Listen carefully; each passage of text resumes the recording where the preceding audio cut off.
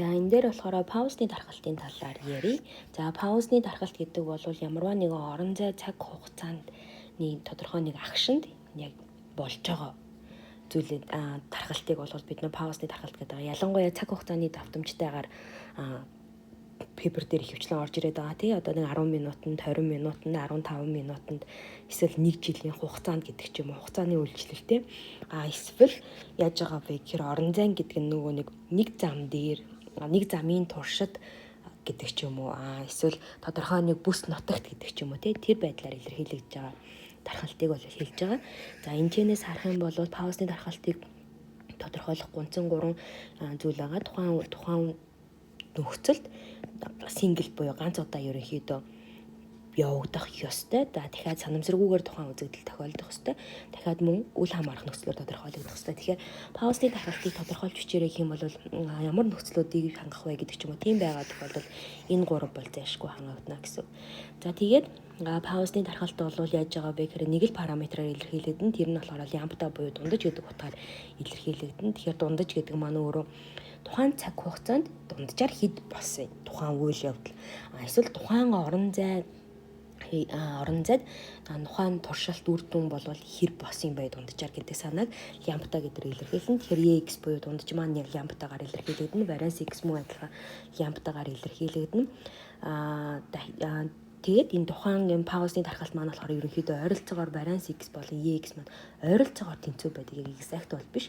Тэгэхээр ганц л параметраар бол илэрхийлэгдэж байгаа гэсэн. За тэгэхээр тухайн нөхцөл дээр бол бид нэр паузны дархалт дээр одоо юу гэдгийг 10 минутанд 5 хүн үйлчлүүлдэг байлаа гэж бодоход яг 4 үйлчлүүлэх боломж нь хэд вэ гэдэг ч юм.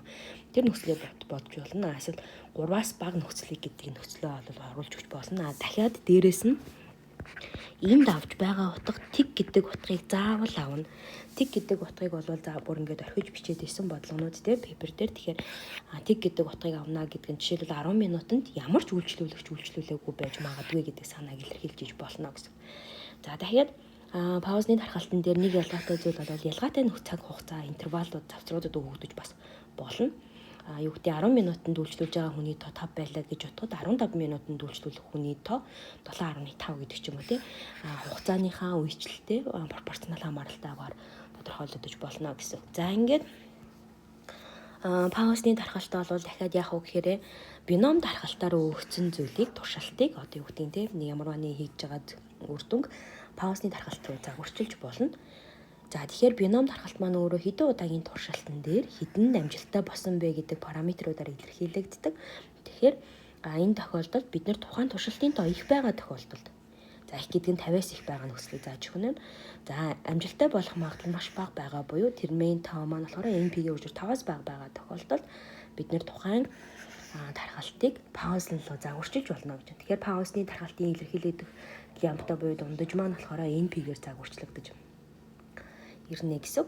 За тэгэхээр NP2-ын үржүүрээр тодорхойлогдно. Тэгэхээр бидний энд туршилтын тоо их байгаа, магадлалын амжилттай болох магадлал нь маш бага байна гэдэг бол тухайн бином дархалтыг паузны дархалт руу загварчилж байгаа шалгуур үзүүлэлт нь байна гэдгийг санааг ойлгох хэрэгтэй.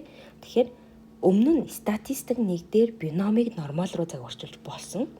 Одоо бол бид нар биномыг approximate хийх юм бол паузн руу загварчлаа. Энэ бүр хамгийн чухал зүйл. За тэгээд дээрэс маань өөрөө яаж байгаа вэ гэхээр бином дархалт маань өөрөө discrete data. Пауз маань өөрөө discrete data учраас энэ хоёрын хооронд нь шилжүүлэлт хийхэд бол ямар ч асуудал байхгүй. За дараа нь болохоор паузны дархалтыг нормал дархалт руу шилжүүлж болно. Паузны дархалт бол лямбда гэдэг дундаж нэг утга параметрээр илэрхийлэгдэж байгаа. Тэгвэл ямар тохиолдолд нормал руу загварчилж болох вэ гэхээр туршилтын дундаж тоо маань 15-аас их байгаа тохиолдолд бид нар нормалын дундаж болон variance-ийг лямбда болон лямбдагаараа илэрхийлж болно гэсэн. Яагаад тэгэхээр паузны маань дундаж нь лямбда, variance нь лямбда байгаа тийм. За харин энэ дээр гол анхаарах ёстой зүйл паузны дархалт маань discrete data, нормал дархалт маань өөрөө continuous data. Тэгэхээр энэ хоёрыг хооронд нь шилжүүлж байгаа тохиолдолд continuity correction буюу нэг upper bound байх юм уу, lower bound байх юм уу гэдэг нөхцөл бол заавалчгүй шилжүүлэг хийх ёстой. Энийг хэрвээ шилжүүлэг хийгээгүй тохиолдолд шалгалтын дээр бол оноо алдна гэсэн үг байна. Тэгэхээр энэ нөхцлүүдэд бол нэлээд сайн анхаарч харах хэрэгтэй байх нэ. Тэгэхээр approximate хийж байгаа төрөл бол үндсэндээ ийм хоёр төрөл л байгаа. Эндээс өөрөөр хийх боломжгүй.